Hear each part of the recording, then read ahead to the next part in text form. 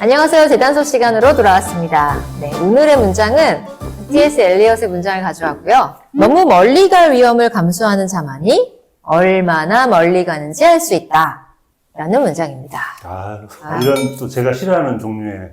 저 너무 좋아해요, 이런 문장. 네, 교훈적인 문장 또는 우리가 알아야 되는 문장 너무 좋아하는데 이분 시인이신데 이 문장도 시에 있나요? 아주 시에 없고요. T.S. 엘리엇이 언제 했다는 그 코멘트가 정보가 없는? 없어요. 그래서 실제로 했는지 안 했는지는 잘 모르겠지만 네. 이걸 이제 T.S. 엘리엇이 했다고 추정하는 이유는 네. 엘리엇이 엄청나게 많은 실험을 했거든요. 그러니까 네. 문학적 실험을 많이 했기 때문에 그 실험이야말로 시가 얼마나 멀리까지 갈 수 있는지를 실험했던 사람이기 때문에 이 사람이 했던 말이 맞을 것 같다. 라고 생각이 드는. 문학적으로 얼마나 멀리 갈 수 있을지 실험해 보는 사람만이 멀리 갈 수 있다. 성과를 낼 수 있다고 생각을 하는 사람이었기 때문에 네. 이 말을 그가 했을 거라고 추정하죠. 이분이 굉장히 여러 가지 시도를 굉장히 놀랍게도 많이 하셨는데 사실 그분이 시도했던 형식대로 지금 시가 많이 쓰여지지는 않는 것 같지만 어쨌든 그 형식과 그런 도전 정신으로 노벨상을 수상하셨고 그리고 또 영시와 또 한국의 시의 전통과 방식이 많이 다르기 때문에 영시 배울 때 굉장히 교과서적으로 많이 배우는 내용이라고 들었습니다. 그렇죠. 산문시가 유행하지 않았을 당시에 이제 산문시를 썼고 그것도 분량이 463줄이면 일종의 소설처럼 읽어야 하는 거였을 텐데 그 파격을 당시 사람들이 과연 받아들였을까? 사실은 이제 많은 분들이 T.S. 엘리엇 하면 어렵고 난해하고 길고 뭐 실험적인 실험 생각하지만 사실은 우리에게 너무너무 가까운 사람이죠. 캐치 원작자잖아요. 그쵸. 네. 뮤지컬 캐치가 T.S. 엘리엇의 시를 그대로 가져온 거예요. 그대로예요? 거의 그대로. 시더라고요. 저는 그러니까 시인 줄은 몰랐고. 이 노래들을 만든 그 유명한 앤드류 로이드 웨버. 그 웨버가 이 T.S. 엘리엇의 시를 거의 그대로 가져와서 노래를 만들었고. 그랬구나. 그 엘리엇도 천재지만 웨버도 천재다. 어떻게 그 시를 이렇게 아름다운 곡으로 만들었냐. 그 엘리엇의 원작이 있죠. Old Possum's Book of Practical Catch. 지혜로운 고양이가 되기 위한 지침서라고 이제 표현되어 있는데 그 고양이에 대한 아주 재밌는 시들이 많아가지고 그 시집으로 보는 것도 재밌거든요. 이분이 하버드에서 문학하고 철학 공부하셨고 그다음에 이제 옥스퍼드로 넘어가셔가지고 영국에서 일하셨더라고요. 영국 그 시민권을 땄어요. 그러니까 토마스 엘리엇이 사실 영국에 가서 은행원을 했어요. 먹고 살아야 되니까. 근데 같은 시인들끼리 보기에 이 사람이 너무나 전도유망하고 정말 좋은 시를 쓰는데 바쁜 거야. 그래서 이 옆에 있었던 조력자가 너 그러지 말고 내가 너의 생활비 쪽으로 많은 것들을 해줄 테니 제발 시를 써 라고 했던 분이 계세요. 그분이 에즈라 파운드라는 분이 계신데 역시나 시인. 현대시에서 가장 유명한 시인이죠. 이분께서 이제 많은 도움을 주셔서 기초적인 생활을 할 수 있게 되고 옥스퍼드 나오고 은행에서 일했다 그러면 어쨌든 엘리트인데 문제는 엘리트로 살아가기 위해서 은행에서 일하려면 너무 바쁜 거예요. 그러니까 지금이나 예전이나 창작활동만 한다는 게 상당히 어려운 일이다. 1800년도나 2024년이나 어렵긴 마찬가지인데 아무튼 이분을 그래서 옆에 있는 분들이 도와주셔서 잡지도 창간할 수 있었고 잡지 창간하는 게 사실은 쉽진 않잖아요. 그런 사람들의 조력이 없었으면 사실은 새로운 시도를 마음껏 해보고 그러니까 좋은 시를 쓰고 라고 하는 게 사실 쉽지 않았을 거다라고 생각을 해서 작가님들에게 전심전력으로 물자와 자원을 주셨던 분들이 굉장한 일을 하셨다라고 생각을 하고 사실은 그분들을 좀 더 이렇게 알려드렸으면 좋겠는데 그런 자료들은 많이 남아있지 않아서 좀 아쉽긴 합니다. 약간 명언을 바꿔야 되겠네요. 뭘요? 너무 멀리 갈 위험을 감수하는 자만이 투자를 받을 수 있다. 투자. 벤처기업들이라고 불리는 그 벤처가 사실 어드벤처잖아요. 어드벤처죠. 모험을 한다는 건 멀리 갈 계획을 세우는 거고 위험을 감수하는 일이기 때문에 투자를 받는 거잖아요. T.S. 엘리엇야말로 진정한 벤처 시인이었다. 벤처 시인.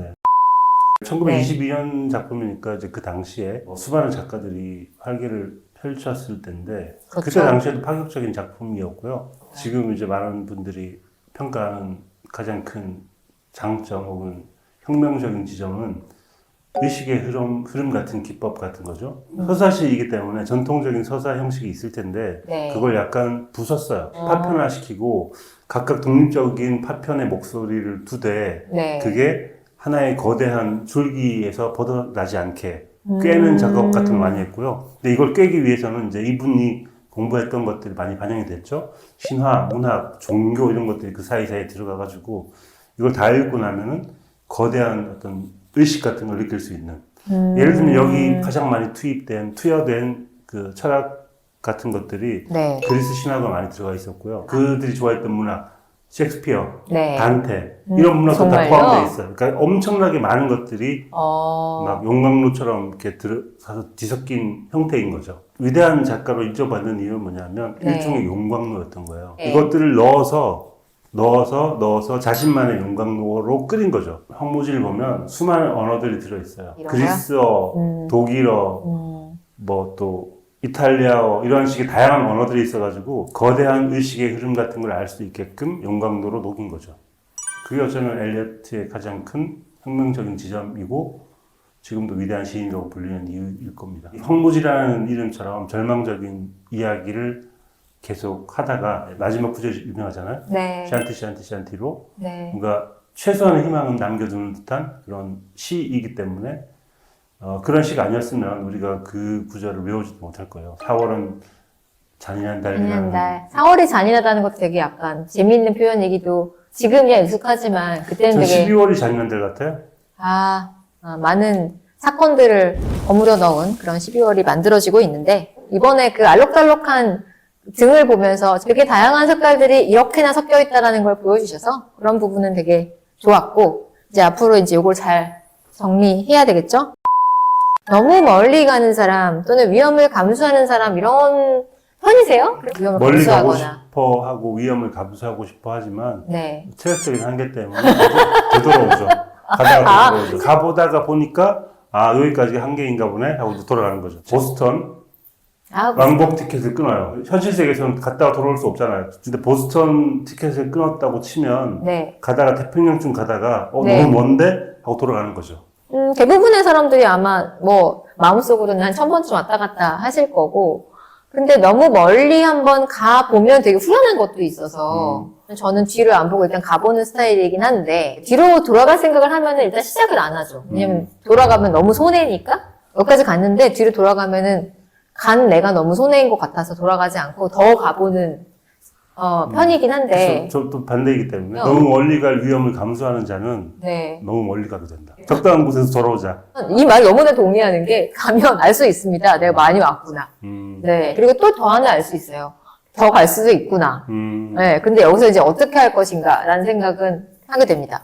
저는 이제 돌아가자는 편이고 적당한 곳에서 타협을 보고 돌아가야지만 네. 건강을 해치지 않을 수 있다. 우리가 이런 판단을 하고 싶은 또는 하게 되는 순간이 사실 있어요. 네, 이거를 더 가야 될까 말아야 될까라는 판단을 해야 되는 순간이 오죠. 야, 그럴 땐 좋은 어떤 지침이 있죠. 어떤? 동전도 아니고 지금 뭐 하시는 거죠? 동전은 이렇게 앞뒤가 있는데 이건 사방으로 튀는데 뭘 어떻게 그러니까. 결정해요? 그거 모르세요, 이거? 원래? 몰라요? 침이 튀는 방향으로 가는 거예요. 너무 싫어! 여기서 저는 방점이 너무 멀리라고 생각을 했어요. 사실 누구나 멀리는 가죠. 인생을 살다 보면은 내가 생각한 데보다 굉장히 멀리 와 있곤 하니까 위험을 감수할 것인가 말 것인가에 대한 판단은 매 순간 하고 있는 것 같아요. 너무 멀리 갈 위험을 감수한다는 거에 대한 정의가 네. 다양하기 때문에 네. 뭐 문학의 경우일 수도 있고 실제 목숨을 걸고 어떤 자기의 신념을 지키기 위해서 네. 끝까지 가보는 사람들일 수도 있고 네. 좀 더 이걸 쉽게 설명을 해주는 쪽으로 명언을 제단을 해보자. 그러면 약간 불안하지만 네. 한번 오늘의 재단해보기로 하죠. 오늘의 문장은 T.S. 엘리엇의 너무 멀리 갈 위험을 감수하는 자만이 얼마나 멀리 갈 수 있는지 알 수 있다 라는 문장인데요. 이렇게 바꿔봤습니다. 실험하는 자만이 결과를 알 수 있다. 같은 문장 아닌가요? 거의 비슷한 이야기죠. 네. 하지만 약간 완화된? 문장이 너무 복잡해요. 너무 멀리 갈 위험을 감수하는 자만이 얼마나 멀리 갈 수 있는지 알 수 있다. 안 복잡하지 않아요? 복잡해요. 실험하는 사람만이 결과를 알 수 있다. 얼마나 쉬워요, 명쾌하고. 실험을 해보지 않으면 결과값을 얻을 수 없잖아요. 개인의 실험이라는 건 증명되지 않았고, 네. 혼자만의 실험을 해보는 것이기 때문에 개인 차원에서 어떤 결과를 알기 위해서는 도전하고 실험해 보아야 한다. 멀리까지 가지 말고 그냥 집에서 조용하게 집에서 실험해보자. 네, 스스로를 실험해 봅시다. 개인적으로 본인이 가고자 하는 길에 대해서 어디까지 가야 될지에 대한 결정은 되게 어렵죠. 선생님 말씀처럼 실험을 해보는 차원에서 우리가 무엇을 결과값으로 얻기 위해서는 뭔가를 실험을 해야 하니까 한 번쯤 도전해보는 그런 12월이 되셨으면 좋겠고. 말하고 보니까 이게 더 좋은 것 같긴 해요. 뭘요? 너무 멀리 갈 위험을 감수하는 사람은 너무 멀리 가게 된다. 이게 더 많은 것 같아. 왜 그걸로? 제가 이제 겨울철 산책을 많이 하는데요. 네. 걸을 때는 되게 좋잖아요. 좋죠. 추위 속에서 걷는 기분이 되게 좋은데 가끔씩 너무 많이 왔다. 아, 그래요? 멀리 왔다. 돌아가려면 한참 걸렸는데 아, 너무 네. 춥다. 너무 춥다. 해가 어두워지고 있다. 그럴 여러분 때가 그럴 있거든요. 땐 항상 폰에다가 우리 네이버페이, 카카오페이 갖고 다니시면서 택시를 불러서 돌아가시면 됩니다. 우리 동네는 택시 안 잡혀요. 저희가 지금 녹화하는 시간이 12월 중순쯤 되는데 아마 내년에 이 영상을 보시게 될 것 같아요. 25년 한 해 잘 준비하시고 또 어떤 플랜을 세워서 올 한 해를 잘 즐겁게 살아볼까라는 생각을 많이 하시는 그런 한 해 되시길 바랍니다. 사람들이 계획을 많이 세우잖아요. 그렇죠. 그것도 한번 여기 적용하면 되겠네요. 어떻게요? 너무 많은 계획을 만드는 사람은 너무 많은 계획에 시달리게 된다. 패드글이잖아요. 얼마나 재밌어요. 그렇죠.